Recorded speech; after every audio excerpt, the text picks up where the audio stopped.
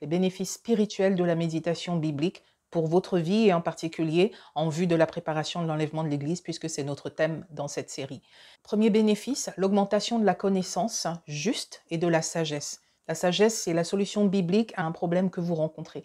Or, la sagesse est la principale chose, la chose la plus importante, nous dit Proverbe 4, verset 7, qui dit « La sagesse est la principale chose » ou alors la première des priorités, puisque le mot qui est traduit par principal en anglais, c'est un mot qui signifie d'abord, avant tout, commencement, prémisse, principal, meilleur. Donc la chose la meilleure, c'est la sagesse. Et ce mot sagesse dans ce verset de Proverbe 4, c'est le mot kokma.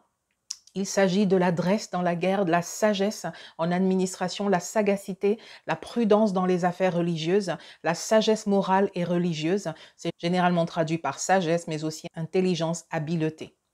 Proverbe 4, verset 7, voici le commencement de la sagesse, acquiert la sagesse, et avec tout ce que tu possèdes, acquiert l'intelligence. Exalte-la et elle t'élèvera. Elle fera ta gloire si tu l'embrasses. Elle mettra sur ta tête une couronne de grâce, elle t'ornera d'un magnifique diadème. Si la sagesse est la chose principale dans la vie et pour réussir sa vie, vous vous doutez bien qu'elle le sera aussi pour réussir à faire partie de l'épouse de Christ et donc réussir sa préparation à l'enlèvement de l'Église, c'est une évidence.